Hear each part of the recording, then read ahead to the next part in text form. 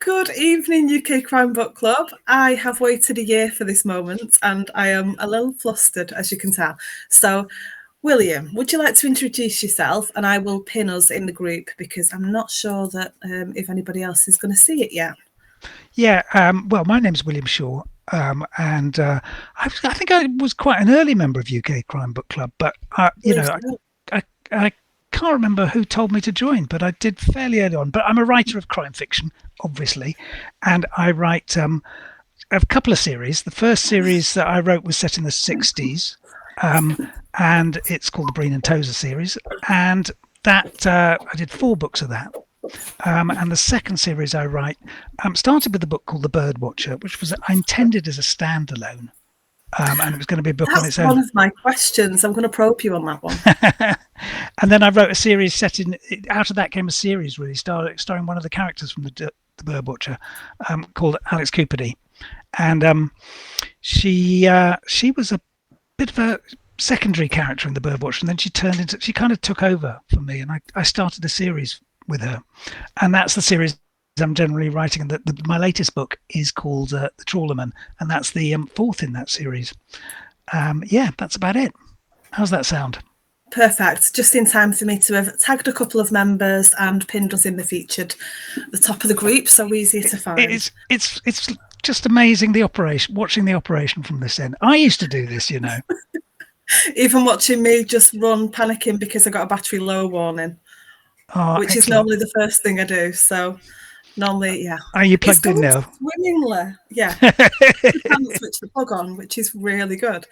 So we've had Wi-Fi issues. We've had not being able to hear me, which if you can tell my husband how to get out of listening to me, I'm sure he'd appreciate it. And now, finally, book chat. So I'm going to start with, I'm going to ask you to embellish a little bit more on The Bird Watcher and how and most of the members who watch know that I'm a massive fan of The Bird Watcher. And I did wonder whether it had come from an idea of William South first and then Cupid had come from that, or the other way around.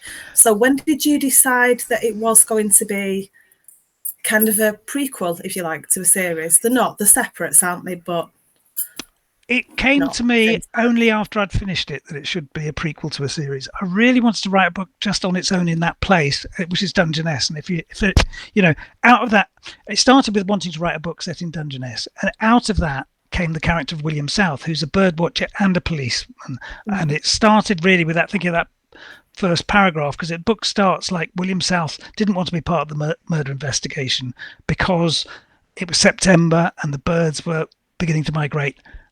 And also because he was a murderer himself and nobody knew. And I kind of knew that paragraph, but I didn't know what it was about, if you know what I mean. And I kind of took it on from there. But once you start to write a character, especially you need with a character like William South, you need somebody else for him to rub up against. And out of that came Sergeant Cooperdy, because it had to be somebody or other who was going to really bug him at first, but he'd become quite warm to in the end. Somebody who would represent everything that he didn't really get, because she wasn't a bird watcher and she doesn't have any sort of empathy for that kind of landscape, and she's very different about how she goes about things to him. And that tends to happen. I think you write one person, you've got a really strong idea about who they are, and because you've got a strong idea about who they are, another person sort of arrives. And so she was there, and I quite liked her. And also when I wrote her, people didn't like her very much, partly because of what she does in the book, but people were, oh, hello, people. People who didn't, people didn't like her out of her character. And I thought that's quite interesting, because I quite liked her in a way. Yeah. And so that kind of made me think, I want to know a bit more about her. So I had a meeting at my publishers and said, what if I write a series of books from her perspective? And they were really enthusiastic. They liked it too, and I quite liked that. I was just then terrified, because that was the first time I've ever written with the main character as a woman, and I wasn't quite sure whether I could do that. So that was I knew that would be a bit of a challenge. Well, we've had a resounding yes, because we're now 4 books into the series. Oh, yeah. So, I'd say you've done it marvellously well. Yeah, it's been brilliant. I was doing an event with Ellie Griffiths, Leslie Thompson, and another writer called Susan Wilkins. And I said to them, I'm nervous about this. I don't know what to do. And they all sort of rounded on me, said, women aren't entirely different species. You ought to be able to think yourself into their head.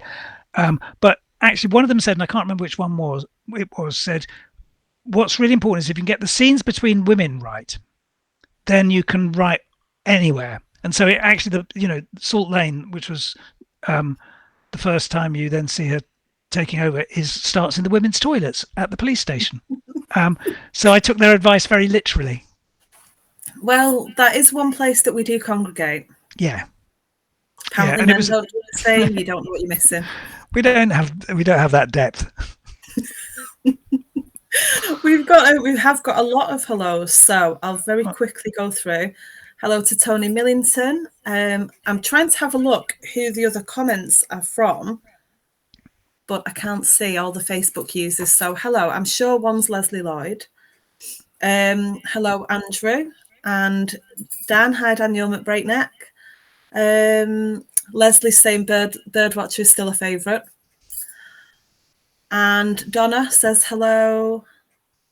And Steve, hello, Steve. Had to be here for one of his favourite writers. Now, you're not late, Steve, because we've only been on about 3 minutes. Yeah, no, I'm maybe late. A little bit longer. Yeah, we had trouble, so you have missed nothing. But I'm intrigued to know what he thinks of the Trawlerman. So we'll see what he says. I mean, the Birdwatch. Sorry. No, go on. Yeah, the Birdwatch was one of those books that just sort of came together really magically, and so I mean, I'm really pleased people like it, and I do as well. It's just like everything fell together in a way that you kind of think, hold on, that's, I know it sounds really a bit tossy to say it, but it sort of there was a bit when it kind of started to write itself, and but it's like, wow. That is so good. Wouldn't it be great if all books did that? And it was just like all the pieces fell into place in a way that was just really peculiar. And it was so satisfactory. And I think that's one reason why people like it. It kind of makes sense. Start with all these different aspects about fathers who are abusive and things like that. And towards the end, it all just like, oh, okay.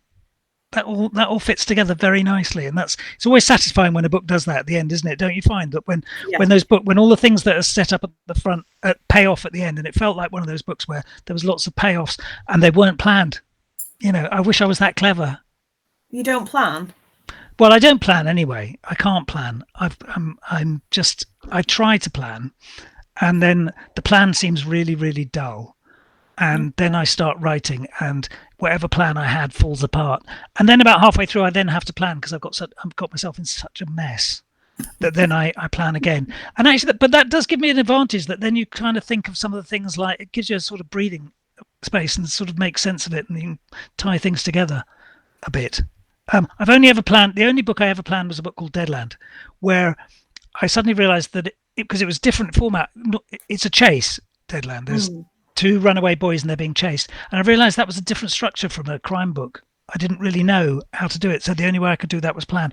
And I hated writing it, to be honest, because it was writing to plan. I know, I don't think the pleasure you have writing things is equivalent to the pleasure you have once they're finished.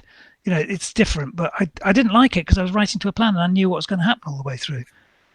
I can't plan generally. They're two of my favourite characters, Taff and Sloth. Oh, they're great, aren't they? My favourites, yeah. Yeah.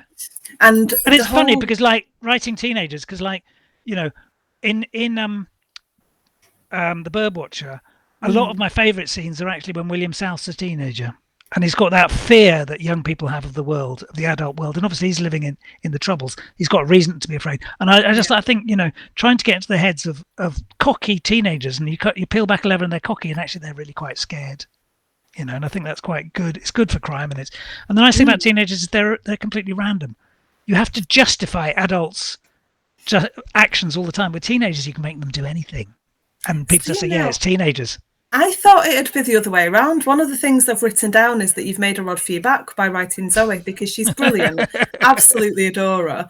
But you've gone for that awkward teenage kind of, that bit where we're going from teenager to adult. Yeah. And wow, what were you thinking? You write her brilliantly, but it must stress you out sometimes. I know. And I don't want her to get any older because she's going to become saner. At the moment, she's just on that sort of like, she thinks she's an adult, but she's not, and she's about to emerge, and that she's about to start relationships and all that sort of stuff like that, which is quite late on. But for those who haven't read her, Zoe's a pain in the arse. She's the most brilliant teenager. She couldn't pass an exam to save herself, but she knows everything. She just doesn't like school. She doesn't fit in, and she's hyper intelligent. Yeah. And actually, she's kind of based a bit on my brother, who was a bit like that. Like really great at. He was into catching butterflies and all that sort of stuff, like very like her and stuff like that.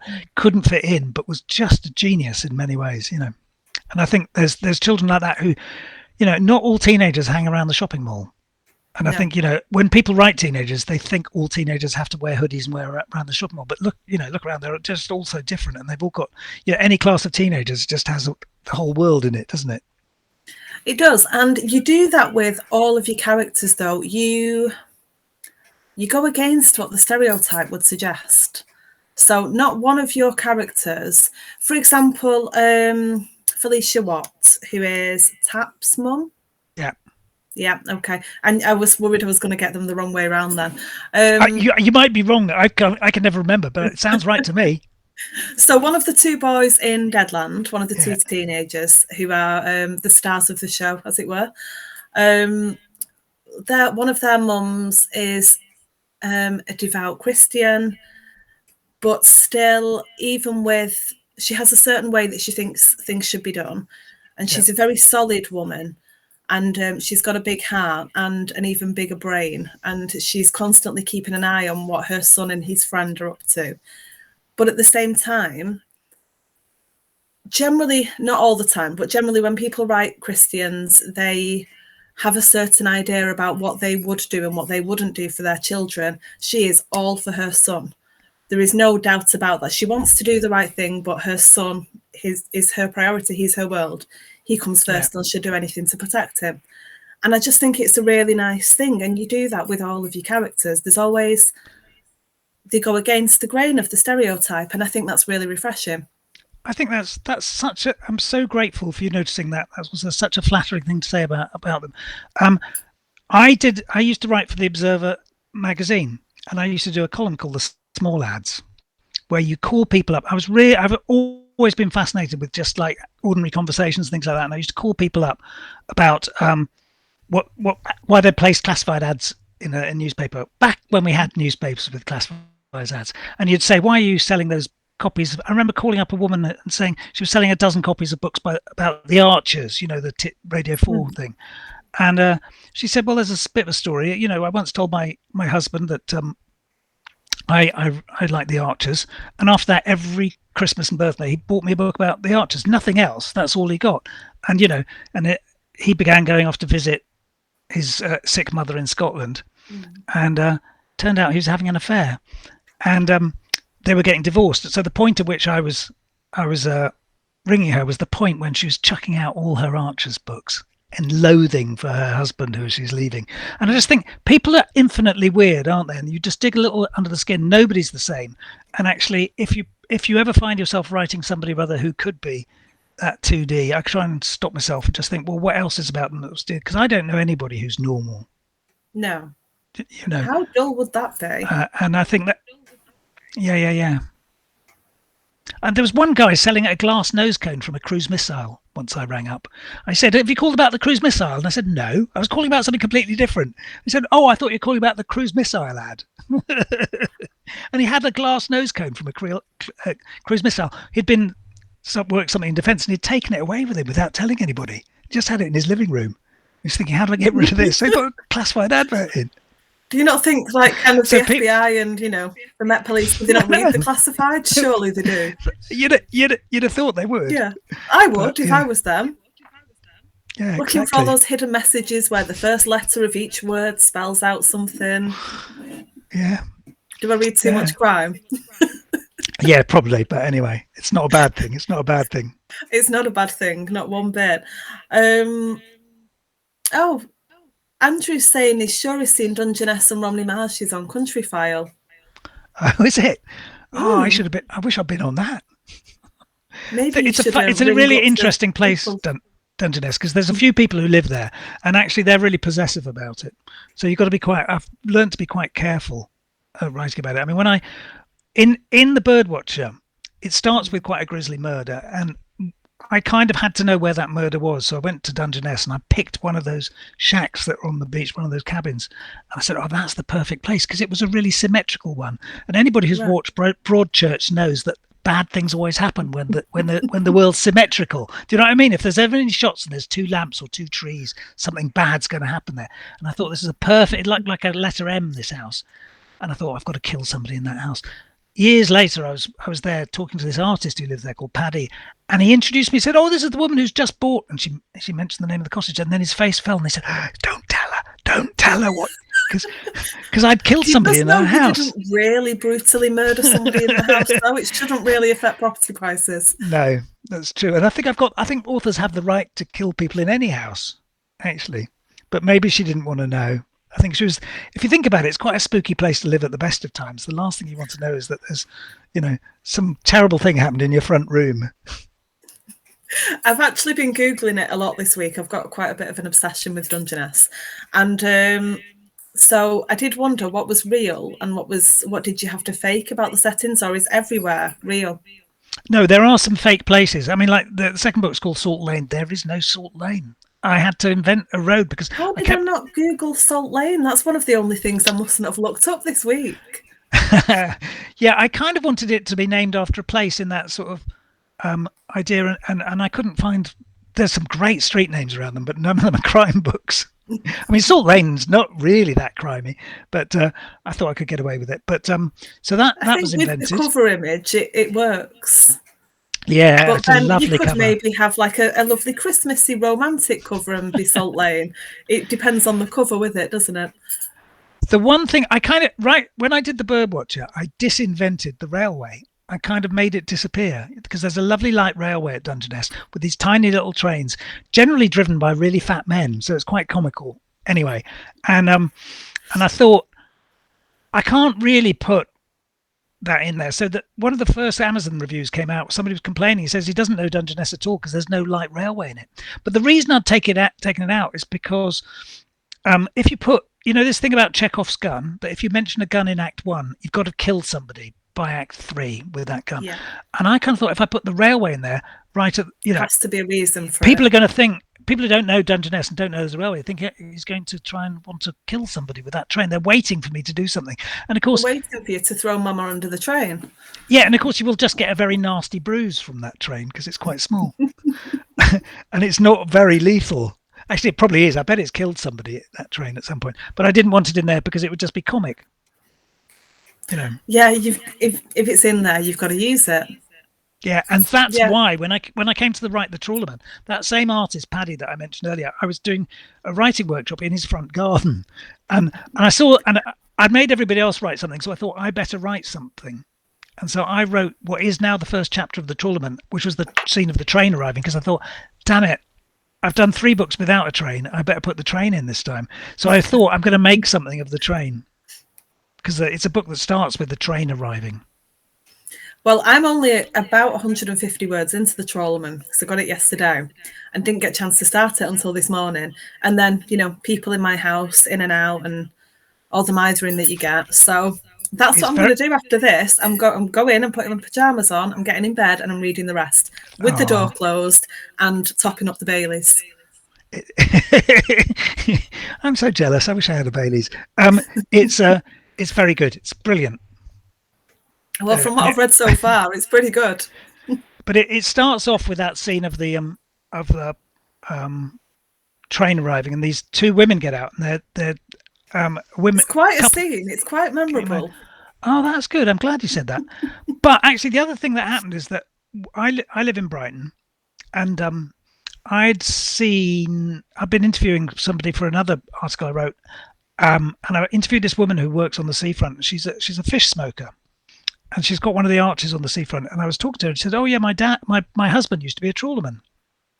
And they used to live in what is Churchill Square in Brighton, when there used to be lots of really run-down houses, and they all had little smokehouses behind them. And she said, yeah, my husband was lost at sea over the back of his trawler. And they never, and they never found his body. But the thing is, when he was lost, I was actually in love with another man. and I had to wait 7 years. And I'd never heard this thing, but if you don't find the body, you have to wait 7 years before you're allowed to be declared dead. So she couldn't get married to this woman this man she was in love with for 7 years. And I thought, that's great, because I bet all her friends were sort of saying, yeah, did he die or did she kill him? And I kind of thought, I've got to use that at some point. Did he find out about the affair and then just think, well, do you know what? God, you should be a writer. I'm trying.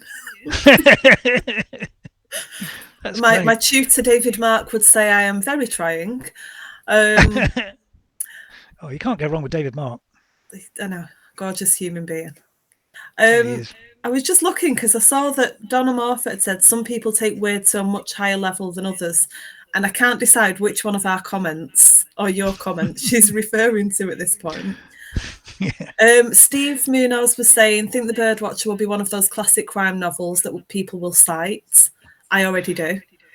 It's lovely, that book, because if you think about it, most books tend to sell a bit and then sort of disappear. That book's always just carried on selling. And it's really nice that. So it does mean there's something there that people keep getting back to. I didn't even think of the title. Mithering everyone. Read this book. Read it.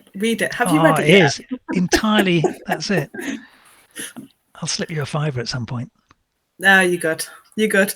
I was laughing today because when I started reading The Trawlerman, I'm in Manchester. It is bizarre weather at the best of times. It's generally just quite grey and cold, which I love. You know, a bit moody, which is nice. But I was sat reading today and I had to write it down because the first line of it, there was something about bright summer sun. And then we just had hailstone. And literally, as I read the line, the sun blasted through the window. I just thought, the book is in tune with the universe. What a great thing. Manchester is a bit odd when it comes to weather. You have a lot of it. It's all the same, but I'm quite happy with it. Everybody else whinges and says, don't be complaining when it's hot. I will complain when it's hot because it's all, I don't like heat. Look how pale I am. Do I look like I go anywhere near the sun? Does not happen. I would burn to a crisp. Yeah. Move to Dungeness. It's always cold there. Actually, I'm working on it. Husband's not having it. I better not say that because it's lovely there sometimes, but it's always windy. It's very flat, and I think as I talk to people there, it's sort of around this time of year, and winters are exhausting there. You just, apart from the fact you're having to nail your roof back on if it's too much of a gale. But, yeah. I'm not sure anyone would let me up a ladder onto a roof. That would be a terrible idea, especially in the wind. But was the decision to set set everything in Dungeness, all of this series. Was that partly because of the weather, because it can add so much to the book?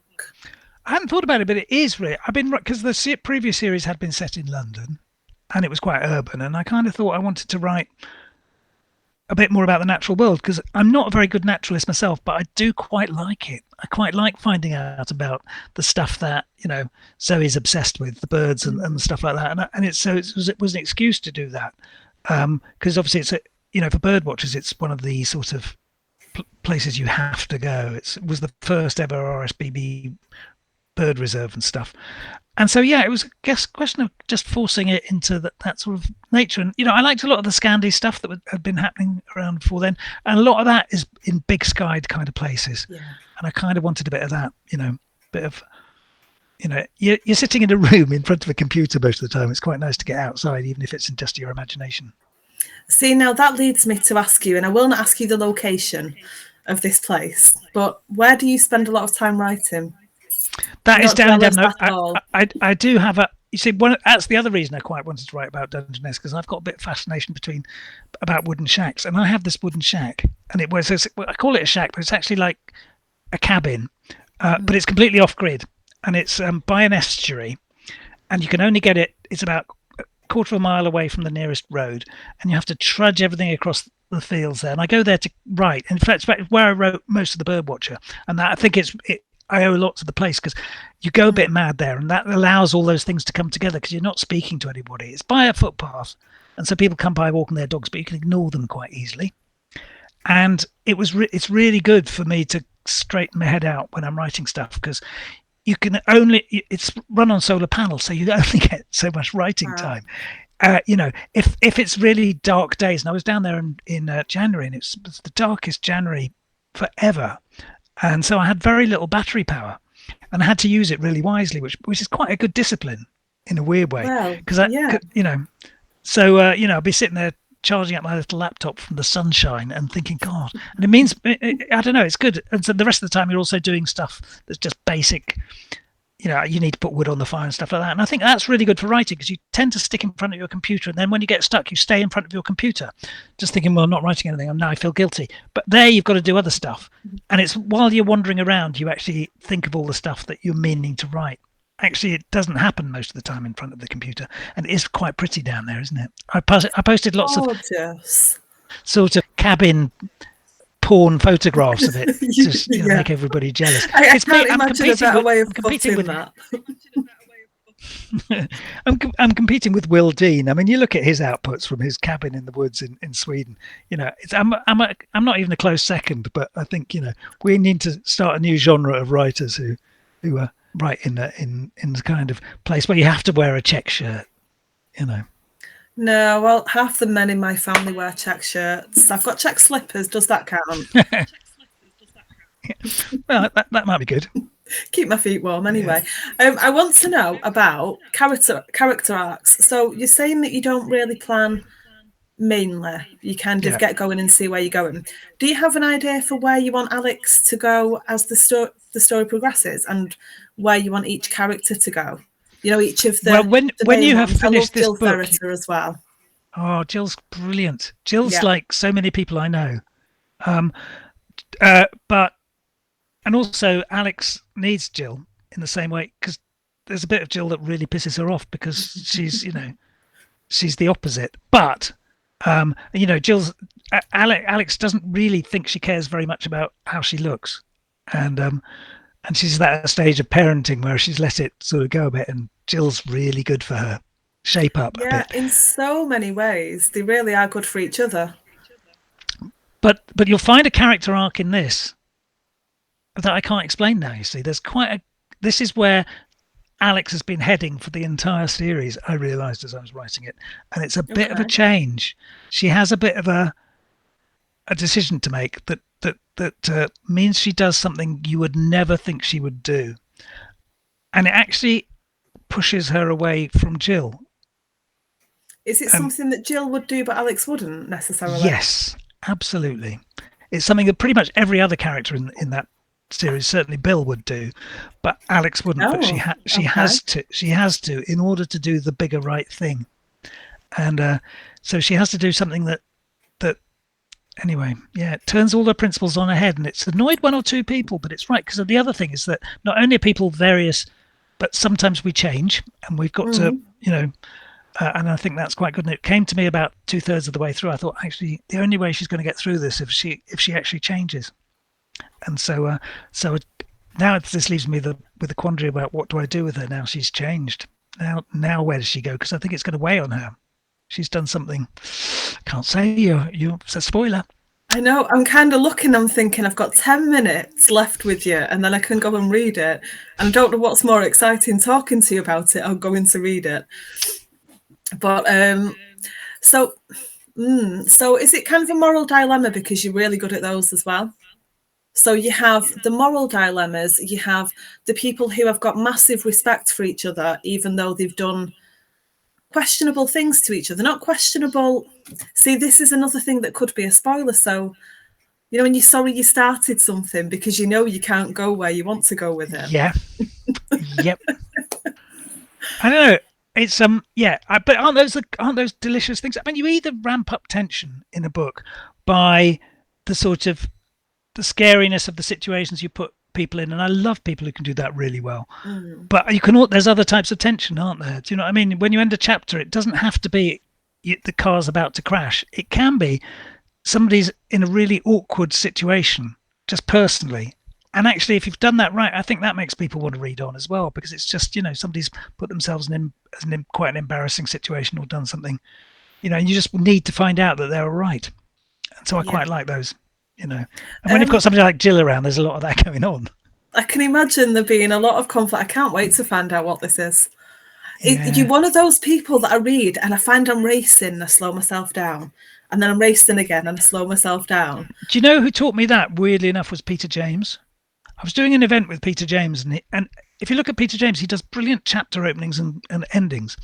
And he said, I only do very short chapters because I fall asleep a lot, you see, and I can't bear a book where I've fallen asleep before the chapter ended.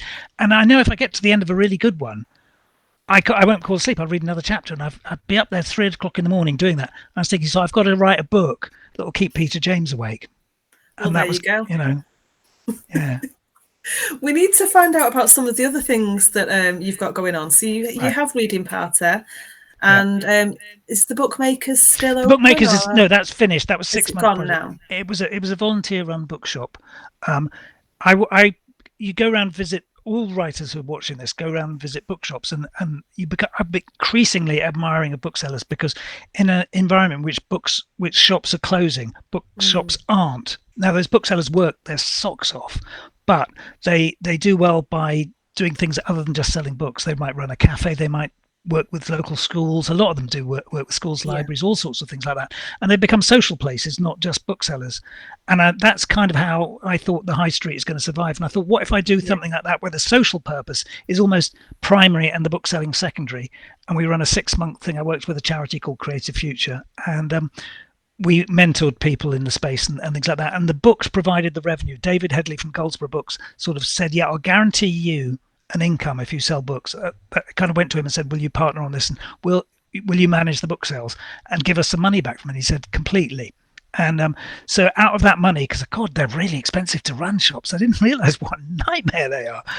But we got the revenue to run it, and we're able to run that for 6 months with volunteers, and it was just the most brilliant experience. I didn't get a lot of writing done, but it was great. You took a lot of other things away from it, though. Oh God, yeah, and I met some really brilliant people, and I just sort of think that really just, it made me think, for so many people, writing's so important to them. They don't have to want to necessarily be a writer who publishes books, but you just go into a room and they just write stuff, and A, some of the stuff's amazing, and B, it's just really good for the head sometimes, isn't it? So it was nice to create a sort of community space where that went on, and it was I worked with some brilliant people. I mean, Creative Future were just amazing, and they put some money into it as well. Fantastic. And Reading Party? Reading parties came out of lockdown because I got really bored of Zoom meetings like this. Oh God, no, I don't, not at all. But I was doing quite a few of them, and I thought, what else can you do? Because some people don't feel very like they can take part. So I thought, what if we all read a book together? So the whole idea of Reading Party, you get 1 or 2 chapters of a new book, and you have the author there, and I divide it up with my scissors and send it out to lots of people, and you read. It works best if its book hasn't been published yet. It's coming out next week or something like that. So you're the first people reading it, but also you don't know what it is yourself. You've just been given 2 paragraphs, and when you read it over half an hour, it takes shape, and you suddenly realize what the bits you were sent a day ago are for and where they fit into this. And you can see everybody as it gets, because obviously the best crime first chapters make real sense and things like that. And also I think for writers, it's just like, it's really flattering having your work read aloud by other people. The writers get really excited when, at the end of it, they didn't realize what it's going to be like. All the different voices, all the different accents, people who are, you get some people who are quite dyslexic in it, or you get people who are emote like actors, but it's just like a whole variety of readers there. It's lovely. Please come along, people. It's a lot of fun, and it's not at all scary reading in a room full of 20 people. You think it's going to be, but then you watch the person in front of you make a complete hash of it, and you think, it'll be fine. Put me on first, I come and it'll be fine. I cannot do accents. I have this accent, which I'm not even sure it's a proper Manc accent, and that's it. I try, I fail. But what were we doing the other books out, but not as an adult, no. We did Sarah Paretsky, and we did something else set in the States the other day, and it's great because nobody does the American accent because you can't, and it would sound daft. Not even. Steve Kavanagh's we did the other day, and it was great. Steve Kavanagh. We actually had 2 Americans in the room. It just sounded really weird when somebody actually read Steve Kavanagh in the American accent. Saw you and Steve Kavanagh on the shelf in Tesco. Oh, bless. So, but that isn't where I got mine from. I'd ordered it already. Oh, thank you very much. Daniel McBreakneck, have you been ousted by Sam now? I really don't know what that means, Donna. Oh, I hope I'm still there. No, I'm still there. There's so many comments. Steve wants to know if you'll be at any book festivals this year. I mean, as many as I can, really. I mean, there's I always go to Harrogate. I always go there. I might go to Crime Fest. There's something which I can't really say what it is, but me and Ellie Griffiths are working on programming something that'll be happening in October, and it'll be really brilliant. Okay. As soon as we can let everybody, we won't be able to announce it till March, but so we're doing a little thing. I'm in Faversham later this month. Actually, I'm interviewing Mark Billingham, and then I'm being interviewed by somebody or other. Loads, as many, because it's so nice to get back out and meet people again. I went to Harrogate last year and I almost cried just seeing real people again. Well, I'm hoping to go this year, but we'll see. I didn't get to go last year. I took time off to go the year before. Obviously, that didn't happen. But I am getting to interview Mark Billingham myself in June. So brilliant! That should be exciting. Yeah. Can you tell that I'm also a Billingham fan? Yeah. There's look at that. Shelves and signed things. And he's a genius. He is. He's wonderful.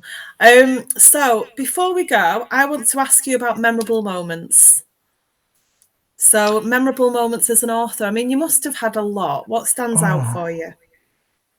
I guess like the first time I did Theakston's, because if you've been to there, there's like 1,000 people in the room, and like only a couple of years ago, I was doing those sort of events. I did one event with Ellie Griffiths, and there was one person in the room, and that what's worse is when we said, well, we're about to start, said, before you do, I'd just like to bring out my book I've just published myself, and actually that's the only reason she'd come. But yeah, so the first Harrogate was just wonderful. God, it's all memorable. It's just so nice. I mean, just meeting people. I met a reader who said, I've read all your books. My name's William Shaw. That was quite nice. And he'd found me just because we had the same name. I'll do anything to sell a book. Absolutely. I've got a book coming out in May called under the name G.W. Shaw, called Dead Rich, and actually it was bought the other day by BBC Studios as a thing, and that's quite memorable. That's pretty exciting. It's about bloody time. It is about bloody time. It is. Yeah. Tell my agent that. I'll tell everyone that listens, and I do. No, my agent's brilliant. No, that's really, really brilliant. But it's very different. That's an adventure thing. That's a kind of like, everybody's writing sort of Agatha Christie kind of novels at the moment, and fair play to them, why not? But I kind of thought, well, I grew up reading all those sort of Hammond Innes, Neville Shute adventure things, and I thought, where have they gone on the shelf? So I thought I'd have a go at one of them, and it seems to be going down quite well. Well, I look forward to reading it. Thank you so much. Apologies to all of our members for the technical difficulties. There were many. At the beginning, there were lots, and then my laptop nearly went off, so I disappeared. But it's okay because I came back with a Bailey. So cheers to you. Thank you for a lovely Friday evening. And best of luck with the Trawlerman and with Dead Rich. Thank you so much. It's always a pleasure. Fabulous interview. And I wish I had a Bailey's too. Might have to go and get one now.